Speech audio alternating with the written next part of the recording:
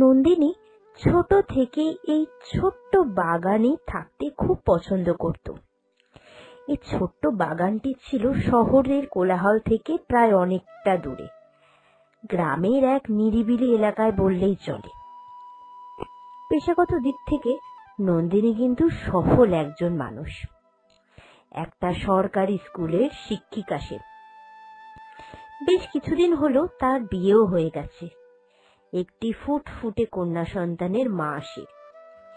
কিন্তু এত কিছু দায়িত্ব থাকা সত্ত্বেও কেন সে এই নিরিবিলি বাগানে এসে সময় কাটাতে ভালোবাসত, তার ইতিহাস জানতে গেলে আমাদের ফিরে যেতে হবে বেশ কয়েক বছর আগে, তাও প্রায় 25 বছর আগের কথা। ছোটবেলা থেকেই নন্দিনী ভীষণ মেধাবী ছাত্রী ছিল। প্রত্যেক বছর সে তার শ্রেণীতে প্রথম স্থান অধিকার করত। এইরকমই একদিন রেজাল্ট বেরোনোর পরপরই সে বাড়ি থেকে বেরিয়ে যায় এক অজানা গন্তব্যের উদ্দেশ্যে। কি জন্য তার রাগ হয়েছিল সে না হয় পরেই আমরা আলোচনা করছি, কিন্তু এখন দেখা যাক নন্দিনী বাড়ি ছেড়ে যাচ্ছে কোন দিকে। দিক বিদিন জ্ঞান শূন্য হয়ে নন্দিনী হেঁটেই চলছিল। হাঁটতে হাঁটতে সে হাজির হয় গ্রামের শেষ প্রান্তে এক কুঠুরিতে। সেইখানে এক প্রকৃতি সুলভ মনোরম পরিবেশ দেখে তার চোখ ধাঁধিয়ে যায়। এক বড় গাছের নিচে দেখতে পায় এক গরিব বৃদ্ধাকে। দেখে সে বৃদ্ধার পাশে বসে পড়ে। কি ব্যাপার, কে গো তুমি? এ পথে হঠাৎ করে যে এলে? আমি বাড়ি থেকে পালিয়ে চলে এসেছি, থাকবো না আমি আর ওই বাড়িতে। কোথায় যাব জানি না, হাঁটতে হাঁটতে এই পথে চলে এসেছি। তোমার এই জায়গাটা আমার খুব পছন্দ হয়েছে, তাই তো বসে পড়লাম তোমার পাশে। চারিদিকে কত রকমের ফুল, কত রকমের গাছ। এত গাছ আমি জীবনেও চোখে দেখিনি। এত গাছ কি তুমিই লাগিয়েছো গো বুড়িমা? ও মা, এটা তো আমারই জায়গা, আমার বাগান আমি ছাড়া আর কে করবে বলতো? তা তুই বললি বাড়ি থেকে পালিয়ে এসেছিস, কোনোদিন ফিরবি না, কি হয়েছে? এমনিতে আমি স্থির করেছিলাম রাগ করে কাউকে কিচ্ছু বলবো না, কিন্তু তোমায় দেখে আমার বড্ড আপন আপন লাগছে। খুব ভালো লেগেছে আমার তোমায়, তাই বলছি। আমি ভীষণ ভালো পড়াশোনায়, জানো তো, প্রত্যেক বছর ক্লাসে ফার্স্ট হই। বাহ, এ তো ভীষণ ভালো কথা। তা তুই এত ভালো পড়াশুনোয়, বাড়ি থেকে তো তাহলে কেউ কিছু বলবে না তোকে, বকাবকিও করবে না ছোট বাচ্চাকে? তুই তাহলে চলে এলি কেন? অনেক দিন হলো আমার স্কুল ড্রেসটা ছিঁড়ে গেছে। মাকে আগের বছরই বলেছিলাম, তখন মা বলেছিল পরের বছরে কিনে দেবে। সেলাই করে করে পরছি, আর পারছি না ওই ড্রেসটা আমি পরতে। এবছরও আমি ফার্স্ট হলাম। মাকে যেই আজকে বললাম যে আজ সন্ধেবেলা ড্রেস কিনতে যাব, তখনই মা বলল যে না, কিনতে হবে না। তুই স্কুলের জন্য পোশাক চাইলি, তাও তোকে দিল না? পুরো ব্যাপারটা আমায় বলতো দেখি। মা, তুমি কিন্তু আমায় আগের বছরই কথা দিয়ে দিয়েছিলে যে আমায় একটা পোশাক কিনে দেবে স্কুলের জন্য। এই ফাটা চুড়িদারটা আর কতদিন চালাবো বলো তো?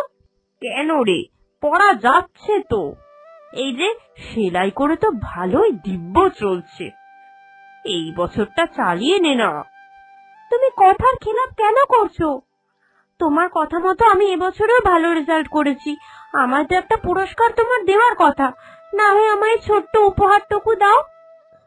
আস্তে আস্তে বড় হচ্ছিস, এবার তো একটু বুদ্ধিটা বাড়া।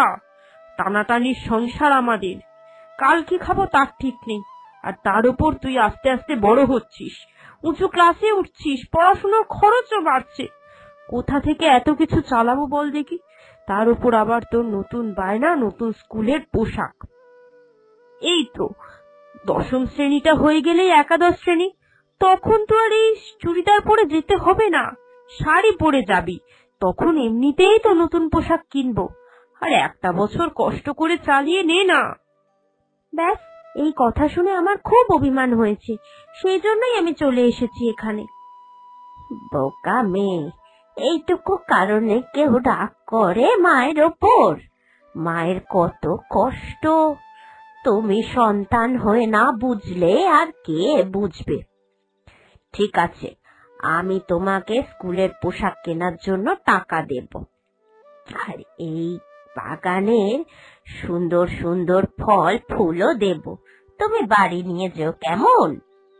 এরপর নন্দিনী খুব খুশি হয়ে সেই বুড়ির দেওয়া ফুল ফল আর কিছু টাকা নিয়ে বাড়ি ফিরল।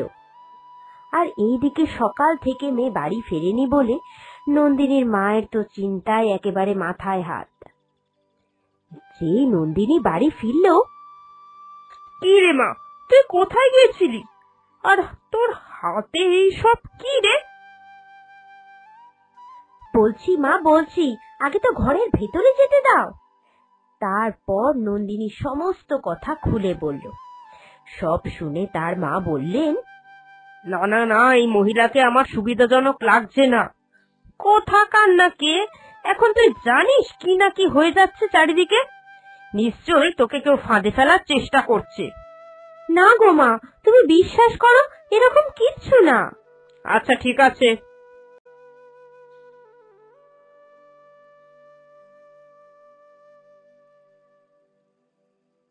কি রে, এখানে বসে কি করছিস? চল, কাল তুই যেখানে গিয়েছিলিস আজ আমিও সেখানে যেতে চাই। তুমি যেতে চাও? আচ্ছা ঠিক আছে, দাঁড়াও, আমি এক্ষুনি হাত ধুয়ে নিয়ে তোমায় নিয়ে যাব। এরপর তারা মা আর মেয়ে চলল দূর এসেই ঠাকুমার বাড়িতে। কি ব্যাপার রে, আজ আবার মাকে নিয়ে এসেছিস?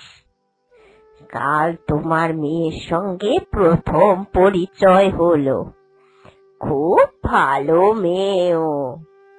হ্যাঁ, ওর মুখে শুনেই তো আপনার সঙ্গে দেখা করতে চলে এলাম।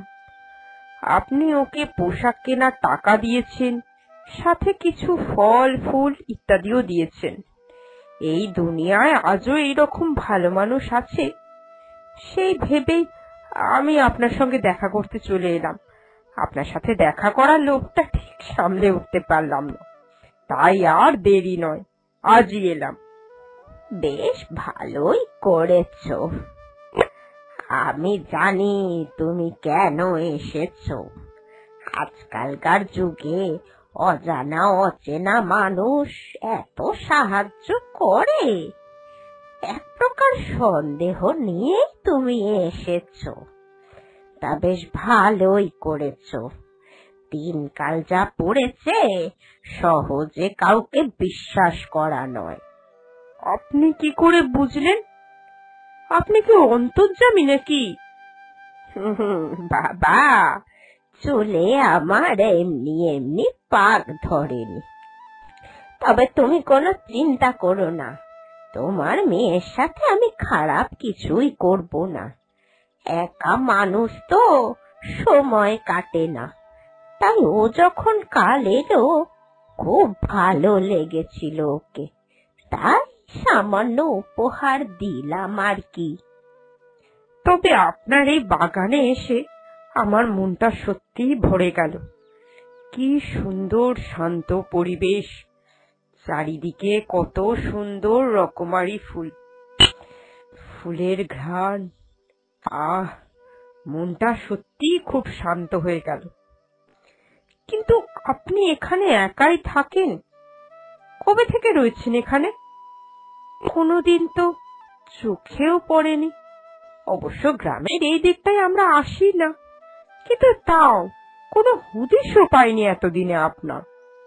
সে অনেক দূরের কাহিনী। আগে আমি গ্রামেরই একটা জায়গায় থাকতাম।